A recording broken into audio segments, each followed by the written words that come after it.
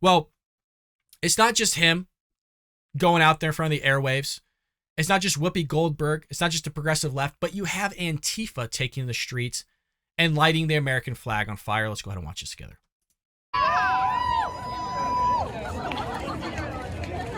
And for those that are listening, there's a sign with a smoke bomb on top of it that says F the MDPD. So you just, these people are good people, right? If you remember, Joy Behar of The View said these people, they weren't actually a group of people. They were just an ideology, just an idea. While they have their own institutions, they have their own groups, they have their own funding, they have their own pamphlets, which comes from Andy Ngo's book, if you haven't read that, called Unmasked, basically infiltrates Antifa and just exposes everything about them. These people are trained Marxists. Some of them are communists. They hate America, which shows the symbolism of what they were just doing by lighting the American flag on fire. No respect for our creed, no respect for what we're doing here in America. But that's not going to stop the left and Democrat Party working in conjunction with them, while at the same time saying that conservatives and Republicans are working in conjunction with the racist right, which any Republican and conservative does not agree with anything that the racist right does, if that's what you want to call them. Okay. We don't agree with anything they do. But yet when you have Maxine Waters going and saying, hey, take to the streets, find conservatives and Republicans, anybody part of Trump's party, you need to go out and create chaos. You need to go out and confront them, which is why you had all these attacks on Ted Cruz, Sarah Huckabee Sanders, in restaurants going after people. You had Antifa and progressive left attacking reporters, attacking conservatives, attacking Trump supporters, attacking Republicans. But time and time again, we spent years watching them burn down cities, attack people, create violent crime, loot places, and we're supposed to just sit there and accept all their opinions and all their conclusions, while at the same time you have them coming out acting like they're holier than thou, that they're above the rest of us, and they want to sit there and tell us how these rulings are supposed to happen without actually not knowing themselves how these opinions came there in the first place. Well, in other crazy news, you had the Biden administration targeting the largest oil producing area in the United States, which is just baffling here because remember, we're told by Karine Jean-Pierre and actually Jen Psaki even before that Joe Biden's doing everything he possibly can to produce more oil. He's going to Saudi Arabia, which we'll get into in a moment because it's freaking hilarious on what's going on with that. But gas prices are only going to get worse, folks. And we were told that he's not going after oil companies, not going to target them, which in fact, that's exactly what he's doing. Because we have the Biden administration is targeting the largest oil producing area in the United States, the Permian basin located in western Texas and southeastern New Mexico.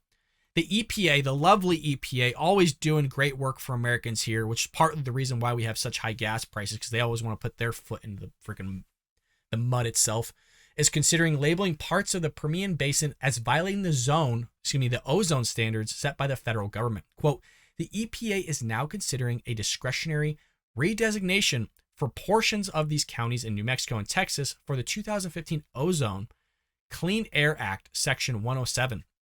Based on current monitoring data and other air quality factors, the Biden administration wrote, if the EPA succeeds in its plans, new permitting requirements and scrutiny of drilling operations will ensue. Well, isn't this interesting? Because didn't we just have the press, not the press secretary itself, but during a press briefing, you had the energy secretary coming out and saying, hey, we're not going to put in new permitting and requirements and regulations on these companies. Let's go ahead and watch this together. Issues of some of these refiners or some of these oil producers.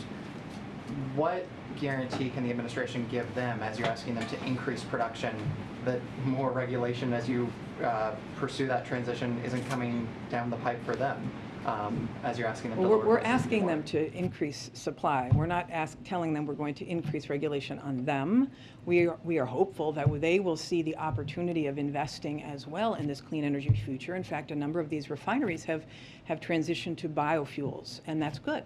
We want to see them be part of this clean energy future as well. So we want to build more energy.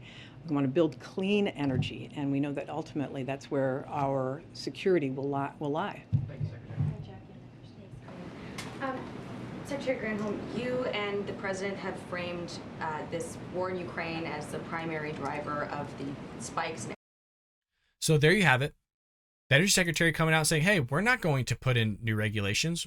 We're not going to stop them from producing oil. But at the same time, that's exactly what the EPA is doing under the Biden administration. Quote, the possible regulatory actions added yet another element of uncertainty to the oil industry, which is already facing an unknown future while being chastised for not investing more to produce more, whether that's refining or drilling. And she's going, oh, well, we want them to produce. We're doing everything we can on our end to help them. They got 9,000 permits, over 9,100, and they're just not producing oil. They're just not doing it. So they want to have a war with the oil companies when everything that they say is contradicted by what the actual oil companies are doing themselves. Quote, creating uncertainty on permitting and inserting unnecessary regulatory barriers will only negatively impact the production necessary to meet the needs of consumers. This comes from the president of Texas Oil and Gas Association, which doesn't take a brain surgeon to kind of think and having those kind of thoughts that this is going to negatively impact the production within itself. When you create uncertainty in the market and you're going after oil companies, do you think that they're going to want to drill more? Do you think they're going to want to go out of their way to do certain things for an administration that wants to constantly go after them, that basically wants to absolve them from being on the face of the planet because they don't like fossil fuels? They want everything to be wind and solar. I mean, hell, you don't have to look too far other than AOC's Green New Deal on what she would like to do. And that's not probably too far off than what the Biden administration wants to do as well. In July, the Permian Basin will produce roughly 60% of the oils per day, or barrels of oil per day, from the 7 most prolific U.S. basins, according to the Energy Information Administration. Do you think that'll have a little bit of an impact when you start reducing this area? I would say so, yeah. But they're going to come out. I would imagine this week you'll have Peter Doocy or somebody come out and question Karine Jean-Pierre on this, and she'll spin it in some way, shape, or form that somehow Joe Biden is doing yeoman's work of creating more oil somehow, while at the same time putting more regulations and shutting down the Keystone Pipeline, while putting in other regulations as well in Texas, while also shutting down oil refineries a couple weeks ago. All these things are taking place while at the same time saying, oh, this is what we're doing. This is how we're helping the American people out. Which is odd because what happened over the weekend was Biden top aide interrupts as Macron spills bad news about oil crisis in front of reporters. So you have President Biden's national security advisor, Jake Sullivan, on Monday, stepped in to interrupt French President Emmanuel Macron as he broke bad news to Biden, with journalists feet away about attempts to get Arab nations to produce more oil to lower record gas prices. So if you recall, Joe Biden wants to not increase domestic oil productions. He would rather buy it from other countries, the Arab countries, Arab nations.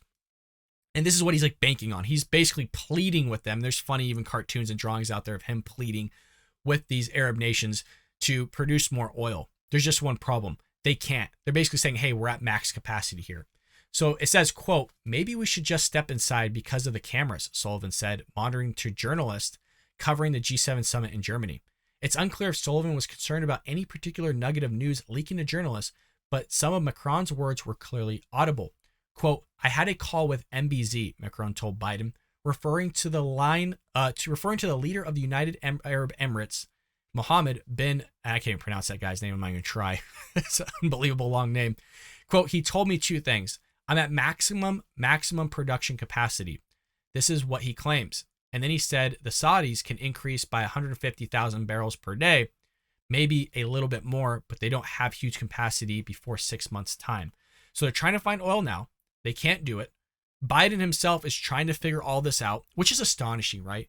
You have a guy that's been in office for 40 plus years and he doesn't know how anything works. That tells you something about politicians in general, whether it's Republican or Democrat. These people suck at the teeth of the government, at the taxpayer dollar consistently for years on end, and they don't have a clue. And it makes you wonder what the hell they're doing. They're not doing anything, which is why we need some of these people out of office. And way Roe v. Wade is going, and way oil industry is going here, you're going to have freaking Nancy Pelosi out. And thank God, I apologize if she's coming from our home state, because our home state produces a bunch of idiots.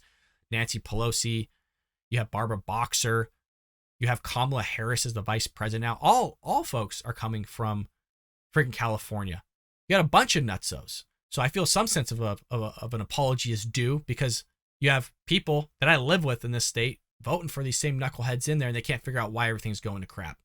So the news means that Biden's visit to Saudi Arabia next month may fail to woo the oil-rich Arab states to help alleviate a spike in gas prices associated with Russia's 4-month-old invasion of Ukraine. So even you have the New York Post rubbing the feet and shoulders of Joe Biden, associating the gas prices with Russia's 4-month-old invasion, but is not going to talk about the multi-dollar increase that he had before Russia ever invaded Ukraine in the first place. Matter of fact, there was a massive increase right at the start of Russia's invasion of Ukraine, before a lot of the sanctions were put in place, before a lot of things happened. So you're looking, again, maybe a $2 to $3 increase just from Joe Biden himself. But they don't want to do that. They don't want to expose that because, again, they're just with the Democrat Party. They're with the progressive left. You probably have a progressive left writing this that, again, wants to sit there and be in bed with somebody that's sitting there running this country into the ground. And it must drive y'all nuts, because I know it does myself, sitting here and reading this stuff and not exposing the truth here through this article of what Joe Biden has actually done to economy, was actually done with gas prices and all those things. Just wants to sit there and run Jen Psaki's narrative and Karine Jean-Pierre's and Joe Biden and his whole administration that it's all Putin's fault. It's all Putin's fault, folks.